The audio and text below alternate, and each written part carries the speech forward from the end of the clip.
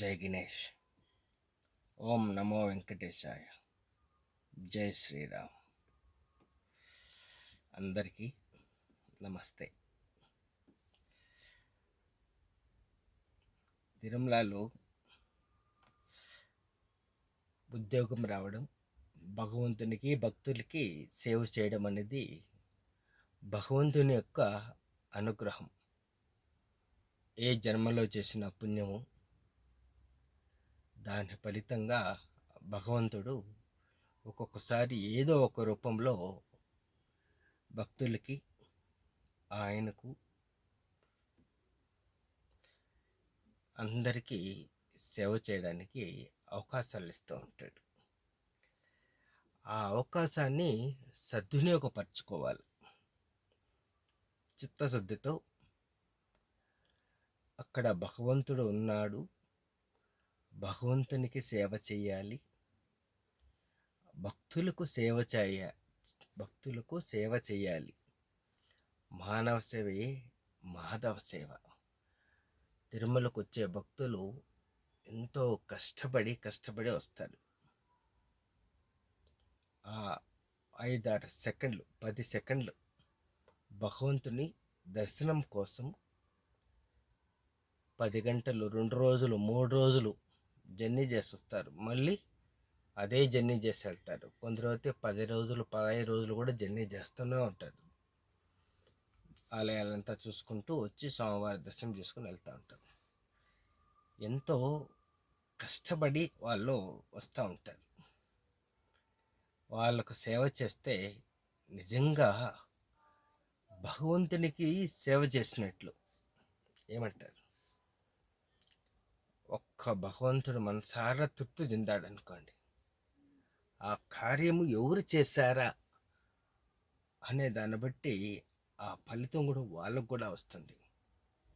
ఒక భక్తుడు ఉన్న కండిషన్ల ప్రకారం చాలా ఇబ్బంది పడ్డాడు అనుకోండి, దాన్ని చూసి భగవంతుడు కూడా చాలా బాధపడతాడు. ఒక భక్తుడు చాలా సంతోషపడితే భగవంతుడు కూడా చాలా సంతోషపడతాడు. మనం చేసే పనులు భగవంతుడు మెచ్చే విధంగా ఉండాలి. ఎవరు మెచ్చుకుంటారా ఏమన్నది కాదు, అదంతా ఒక ఎత్తు. భగవంతుడు మెచ్చే విధంగా ఉండాలి. మనం చేస్తున్న పనులు బట్టి భగవంతుడే మెచ్చుకొని ఆయనకు పులకింపులు రావాలి. ఆ విధంగా మనము భగవంతునికి సేవ చేయాలి. ఆయన ఇచ్చిన అవకాశాన్ని సద్వినియోగపరచుకోవాలి. ఏ ఒక్క చిన్న పొరపాటు జరిగినా భక్తులు బాధపడతారు, పక్కన వాళ్ళు విమర్శిస్తూనే ఉంటారు. ఆ మచ్చ ఎప్పటికీ చెదిరిపోదు. ఏమంటారు? మీరు ఎంతగానో మంచి చేస్తూనే ఉంటారు, కానీ భక్తులు సంతోషపడాల, ఇలా వచ్చి అలా వెళ్తా ఉండాలి. హాయిగా భగవంతుని దర్శనం చేసుకొని వాళ్ళ ఇంటికి చేరే విధంగా ఉండాలి. ఆ విధంగా చేయాల్సింది ఉంటుంది. సరేనా? అందరూ మంచిగా చేస్తూ ఉంటారు, మీరు మంచిగా చేస్తూ ఉంటారు, అందరూ చేస్తూ ఉంటారు. కానీ పొరపాట్లు అనేటివి సహజంగా అనుకోకుండా జరుగుతూనే ఉంటాయి. అది కామన్. ఎవరు ఆ సీట్లో కూర్చున్నా పొరపాట్లు అనేవి జరుగుతూ ఉంటాయి. గతంలో ఎవరెవరు కూర్చున్నారో అప్పుడు కూడా చాలా పొరపాట్లు జరిగే ఉంటాయి. భక్తులు ఇబ్బంది పడే ఉంటారు. అట్లా ఏమీ సాఫీగా హ్యాపీగా జరిగి ఉండదు. చిన్న సంస్థ ఏమి కాదు. టీటీడీ అంటే చిన్నది కాదు, చాలా పెద్దది. ప్రపంచంలోనే పెద్ద వాటిల్లో పెద్దది. అందరికీ తెలిసిందే. రోజుకు ఇటు అటుగా 1,00,000 మంది స్వామివారిని దర్శనం చేసుకొని వెళ్తున్నారంటే ఎంత పెద్ద వర్క్ చేయాల్సింది ఉంటుంది. దాంట్లో తెలుసో తెలియకో చిన్న చిన్నవి జరుగుతూనే ఉంటాయి. ఎవరో లో స్థాయి వాళ్ళు ఎక్కడో టక్కున తప్పు చేస్తే అది ప్రాబ్లం అయితే, పై స్థాయి ఉన్న వాళ్ళని నిందించడం సరికాదు. సరేనా? ఈ సమాజము అలానే నిందిస్తూనే ఉంటుంది. అలా చేయమని పై స్థాయి వాళ్ళు ఎవరు చెప్పరు. ఎవరో దైవద్రోహులు, హిందూ ద్రోహులు, ఇలాంటి వాళ్ళు అలా చేస్తారు. భగవంతుడు మెచ్చేవాళ్ళు, భగవంతుడు ఉన్నారు నమ్మేవాళ్ళు ఎవరు అట్టడి పనులు చేయరు. ఏమంటారు? భగవంతుడు మనకిచ్చిన అవకాశాన్ని చిత్తశుద్ధితో భగవంతుడు మెచ్చే విధంగా చాలా చేయాల్సినవి ఉన్నాయి. అందులో మొదటిది ఫ్రీ దర్శనం టోకన్లు ఇచ్చే ప్రదేశాలు. మీకు తెలిసే ఉంటుంది, రాత్రి 2 గంటలకు ఇస్తారు అని. అవునా? రాత్రి 2 గంటలకు ఇస్తున్నారు అంటే భక్తులు ఆ టోకన్లను హ్యాపీగా తీసుకుంటున్నారు అని మీరు అనుకుంటున్నారా? ఒకసారి ఆలోచించండి. నేను చెప్పేది రైటో రాంగో ఆ టోకన్ తీసుకొని దర్శనం చేసుకుని బయటకు వచ్చిన వాళ్ళని మీరు అడిగి చూడండి. సరేనా? ఉదాహరణకు నేను కొంచెం ఎక్స్ప్లెయిన్ చేస్తాను, నాకు తెలిసిన కాడికి. ప్లీజ్ అవగాహన చేసుకోండి.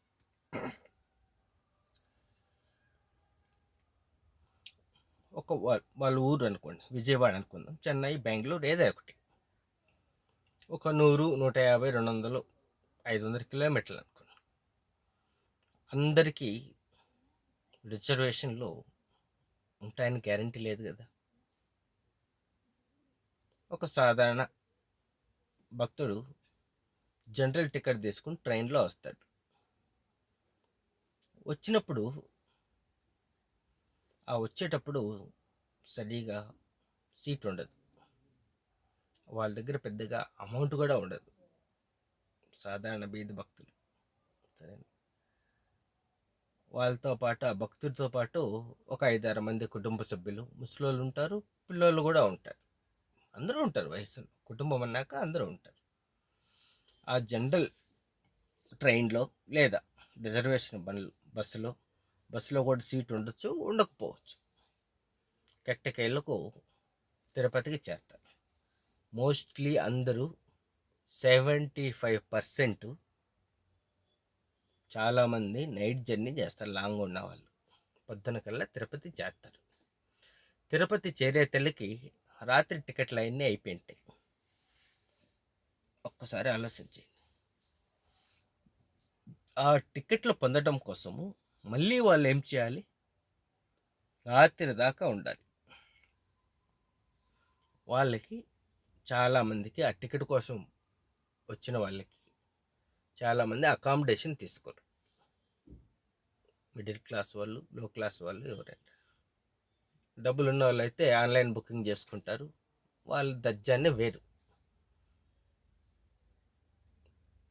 అన్నా కదా? సరే, ఆలోచించండి. వాళ్ళు అక్కడ శ్రీనివాసంలోను, విష్ణు నివాసంలోను, భూదేవి కాంప్లెక్స్లోను వాళ్ళు వచ్చిన పొద్దున్న నుంచి రాత్రి 10 దాకా వాళ్ళు వెయిట్ చేస్తూనే ఉంటారు టికెట్ల కోసం. 10 గంటలకి టికెట్స్ ఇచ్చే కౌంటర్ ఓపెన్ చేస్తారు. వాళ్ళు లోపలికి వెళ్తారు. 10 నుంచి 2 గంటలకు టోకన్లు ఇస్తారు అంటే 4 గంటల సేపు క్యూలో ఉండాలి వాళ్ళు. 4 గంటల సేపు క్యూలో ఉండాలంటే రాత్రిపూట అందులో పేషెంట్లు ఉంటారు, ముద్దులు, ముసలి వాళ్ళు ఉంటారు, పిల్లలు ఉంటారు, అందరూ ఉంటారు. ఎవరైనా కానీ, యుక్త వయసులో ఉన్నా కానీ, పెళ్ళి కాని పిల్లలైనా కానీ 4 గంటల సేపు నిలబడుకోవాలన్నా కుదరదు. ఆ టోకన్లు ఇచ్చే క్యూ లైన్లో కూర్చోవడానికి కుర్చీలు ఉండవు. కింద మట్టి, కాళ్ళ దుమ్ము ఉంటుంది. నీట్గా పాలిష్ బండ క్లీన్ చేసి ఉండొచ్చు. ఆ క్యూ లైన్ అంత నీట్గా ఉంటుందని లేదు. ఆ క్యూ లైన్లో ఉన్న వాళ్ళకి వాష్రూమ్ వచ్చింది అనుకోండి, వెనక్కి రాలేరు, ముందుకు పోలేరు, పక్కకు రాలేరు. ఒకసారి ఆలోచన, ఎంత కష్టమో. ముసలోళ్ళు అయితే అదే చోట్ల అట్లా కూర్చొని ఉంటారు, కొందరికైతే కూర్చోవడానికి కూడా ఉండదు. ఆ క్యూ లైన్లో ఆ పిల్లలు సొమ్మచెల్లి పడిపోయింటారు, బ్యాగుల మీద తలకాయలు ఇట్లా వేసుకొని. ముసలోళ్ళు ఇట్లా వాలిపోయి ఉంటారు, ఇదో అరుచుకుంటూ ఉంటారు, పిల్లలు అల్లరి చేస్తూ ఉంటారు, వాళ్ళు కొట్టుకుంటూ ఉంటారు గమ్మున కూర్చోమని. వాళ్ళు మిడిల్ క్లాస్ లో క్లాస్ వాళ్ళు అంతే. అంటే వాళ్ళు తప్పు పట్టడం పెద్ద సహజంగా జరుగుతూ ఉండదు, వాళ్ళు అంతే అనకూడదు, తప్పు. కానీ సహజంగా పిల్లలు అన్నాక అల్లరి చేస్తూ ఉంటారు, అల్లరి చేస్తాను తల్లిదండ్రులు అటంటా ఉంటారు, తప్పదు. బుజ్జి కన్నా నాన్న అంటే ఎవరు వింటారు కదా, అర్థం చేసుకోవాలి మనం కూడా. వాళ్ళు ఏడుస్తూ ఉంటారు, నిద్ర వచ్చి పోతూ ఉంటారు. కొందరైతే ఆ బ్యాగులను ఒళ్ళుకు తగిలించుకొని అట్లే నుడుకొనే ఉంటారు. కొందరు ఆ బ్యాగుల మీద కూర్చుంటారు, ఆ బ్యాగులు ఆ మట్టిలోని బ్యాగ్ వేసుకొని పనుకో ఉంటారు. ఎంత అవస్థలంటే ఒక్కొక్క కొద్ది ఒక్కొక్క వింత, వెరైటీగా ఉంటాయి ఆ క్యూ లైన్లో. నీళ్ళు ఇచ్చే వాళ్ళు ఉండరు. షుగర్ పేషెంట్లు ఉంటారు, గంటకు వెళ్ళేసి రావాల్సింది ఉంటుంది. వాళ్లకు ఆ రాత్రి ఆ టోకన్ తీసుకొని బయటకు వచ్చే తలకి ఎటుగా టోకన్ ముందు పక్క ఉన్నా కూడా బయటికి రావడానికి 2:30, అంటే 10 గంటలకు క్యూ లైన్ ఓపెన్ చేస్తే టోకన్ క్యూ లైన్లోకి వెళ్ళి ఉండి టోకన్ తీసుకొని బయటికి రావాలంటే 4:30 గంట లేదా 5 గంటలు పడుతుంది. అవునా కదా? ఆ 2 గంటలు లేదా 3 గంటల వరకు నిద్ర ఉండదు. రాత్రి జర్నీ చేసిన వాళ్ళకు సగం నిద్రే, ఏదో పగులు కొంచెం నిద్రపోయి ఉంటారు. పగులు నిద్రపోతే సరిగ్గా నిద్ర రాదు కదా, అందరికీ తెలిసింది. పిల్లలు ముసుగులు అట్ట ఉంటే దానికైనా అల్లరి చేస్తూ ఉంటారు పిల్లలు, వాళ్ళు కంట్రోల్ చేసుకోవడం, ఇది అదని ఎన్నో సమస్యలు. సరిగ్గా నిద్ర ఉండదు, సరిగ్గా కూడా తిండి కూడా ఉండదు. మన ఇంట్లో తిన్నట్టు కడుపు నిండు కూడా తినలేరు కొందరైతే తింటారు, బాగా తింటారు. దేవుడిచ్చిన డబ్బులు దేవుడి కోసం ఖర్చు పెడుతున్నామని బాగా ఖర్చు పెట్టుకొని తింటారు. చాలామంది చూసి డబ్బు ఖర్చు పెట్టుకుంటారు, తప్పదు అది. మిడిల్ క్లాస్ లో క్లాస్ వాళ్ళ సంపాదనలు అంతా భక్తితో దేవుడి కోసము వచ్చి చూసి డబ్బు ఖర్చు పెట్టుకొని వస్తున్నా అంటే ఒక్కొక్క రూపాయి దాని వాల్యూ ఎంత ఉంటుందో వాళ్ళకి తెలుసు. ఖర్చు పెట్టేటప్పుడు సంపాదించే వాళ్ళకి, కోట్లు ఉన్న వాళ్ళకి రూపాయల గురించి తెలియదు. రోజుకు 100 సంపాదించే వాళ్ళకే తెలుసు. నెలకి 50,000 సంపాదించే వాళ్ళకైనా రూపాయి లెక్క చూస్తూ ఉంటారు. అంత పని ఎందుకండి? కోట్ల కొద్ది ఆస్తున్న వాళ్ళు కూడా బేరాలు ఆడుతూ ఉంటారు. దిగినాక కూడా దీనికి ఇంత అని లెక్కలు చెప్తూ ఉంటారు. ఆ ఎక్స్పీరియన్స్ నాకు కూడా ఉంది, చాలా జరిగాయి. కోట్లు ఉన్న వాళ్ళు కూడా. కాబట్టి ఎవరు డబ్బు ఊరికనే ఖర్చు పెట్టలేరు. సరే, ఆ టోకెన్ తీసుకొని బయటికి రాగానే ఆ పిల్లలతోనూ వృద్ధులతోనూ అందరితో, ఎవరైనా కానీ యంగులో ఉన్న వాళ్ళందరూ నలుగురు వచ్చినా కూడా నలుగురు కూర్చొని టోకెన్ తీసుకొని వస్తారని గ్యారంటీ లేదు. ఏమంటే ఆ క్యూ లైన్లో ఒకరినొకరు ఆనుకొని ఉంటారు, నేను ముందు అని. ఎందుకంటే టికెట్ నాకు రాదేమో అని. అది ఒక కోట, అన్లిమిటెడ్ కాదు. వెనకల పోదాంలే, తోసుకొని పోయేవాళ్ళు ముందు పోనీలే అంటే వెనకల నాకు వస్తుందో రాదో అని ఒక బాధ. మళ్ళీ రాకపోతే రేపటిదాకా మళ్ళీ వెయిట్ చేయాలి. అవునా కదా? ఒకసారి ఆలోచించండి. అట్లా ఎట్లాగైనా ఈ రాత్రి నేను టికెట్ పొందాల. కొందరికి రిజర్వేషన్ చేసుకో ఉంటారు. ముందు వస్తేనే వాళ్ళు దర్శనం చేసుకొని వచ్చి ట్రైన్కో బస్కో ఎక్కేస్తారు రేపు రాత్రి. వాళ్ళకు ఒక ఆత్రం ఉంటుంది, వెళ్ళాలని ఒక టెన్షన్లు ఉంటాయి. ఇక్కడేం సిచ్యువేషన్లు ఇలా ఉంటాయి.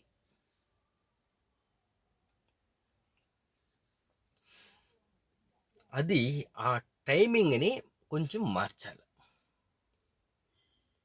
ఇంతకుముందు మనమే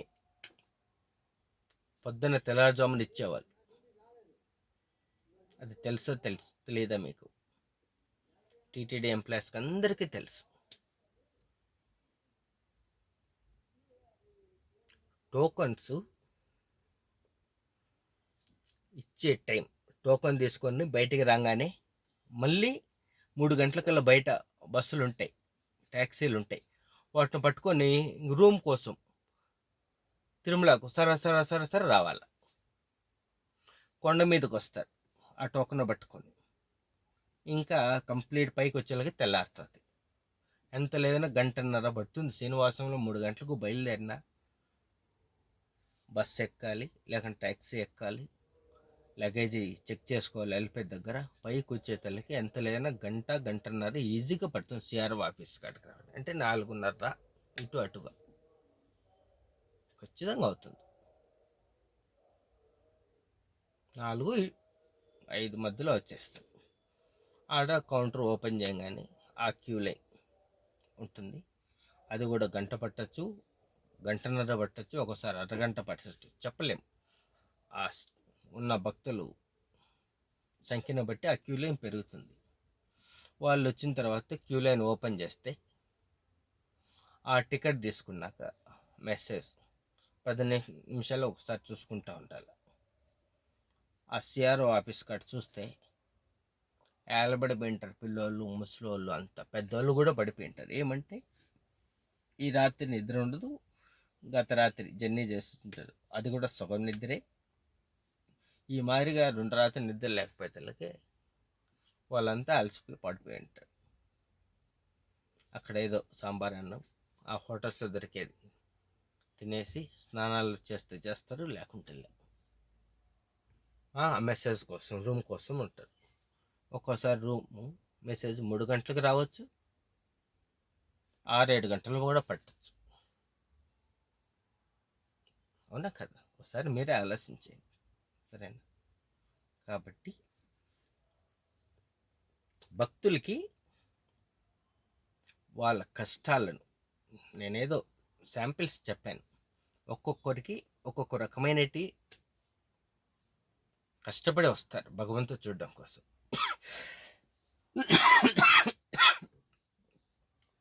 ఆ టైమింగ్ని మార్చాలి. నెక్స్ట్ వీడియోలో మనము ఎలా ఆ టోకన్స్ను ఇష్యూ చేయాలి అనే దాని గురించి తెలుసుకుందాం.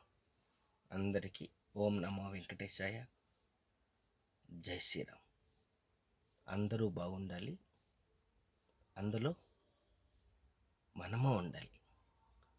భగవంతుడు మెచ్చే విధంగా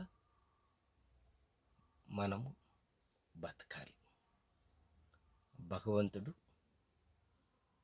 దైవం, దేవాలయాలు బాగుండాలి, అవి అభివృద్ధి చెందాలి, ప్రక్షాళన కావాలి, పవిత్రత రావాలి.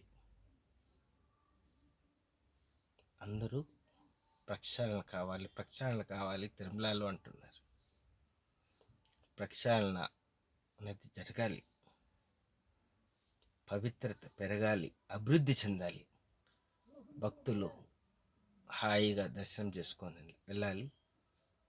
దాన్ని చూసి భగవంతుడు చాలా సంతోషపడాలి. భగవంతుడు మెచ్చే విధంగా మనం సేవ చేయగలగాలి. అప్పుడే ఈ అవకాశాన్ని భగవంతుడు ఇచ్చినందుకు మనం చిత్తశుద్ధితో చేయగలిగితే, అందరూ కలిసి చేస్తే చాలా బాగుంటుంది. ఇప్పుడు జరిగిన ఘటనకి ఎంతోమంది ఎన్నెన్నో మాట్లాడుంటారు.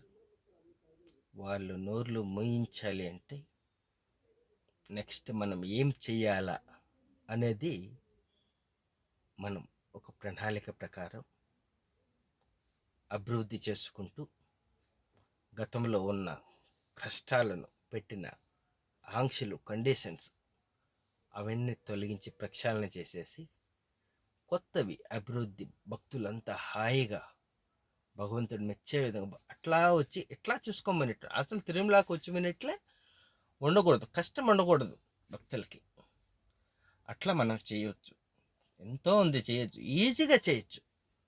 నెక్స్ట్ వీడియోలో ఎలా టికెట్స్ ఇవ్వాలా భక్తులకి అనే దాని గురించి మనం తెలుసుకుందాం. నమస్తే. ఇదంతా నేను చెప్దాం అనుకుంటున్నారా? భగవంతుడు నా ద్వారా మనకు తెలియజేస్తున్నాడు. ఒక చెడు జరిగింది అని అంటే ఒక ఎంతో మంచి పనులు చేయాల్సింది ఉంది అని తెలియజేయడం కోసమే. ఒక కష్టము వచ్చింది అని అంటే ఏమని ఒకసారి ఆలోచించండి. ఎంతో ఎదుగుదలకు ప్లాన్లు వేసుకోవాలి. అవునా? చేయాల్సింది చాలా ఉంది. సాల్వ్ చేసుకుంటూ పోతా ఉంటే ఎదుగుతాం. ఇప్పుడున్న భక్తులకున్న కష్టాలు ఏంటియో మనం తెలుసుకుంటే అవి సాల్వ్ చేస్తే భగవంతుడు నిజంగా మెచ్చుకుంటాడు. వీటికి పెద్ద ఖర్చు ఏముండదు, ఒక చిన్న ఆర్డర్ అంతే చేయడానికి టీటీడీ ఎంప్లాయీస్ హ్యాపీగా చేస్తారు. రాత్రులు టోకన్లు ఇవ్వాలంటే ఇబ్బంది, కానీ పగులు టోకన్లు ఇవ్వడానికి ఏమి ఇబ్బంది? అంతే కదా. నమస్తే.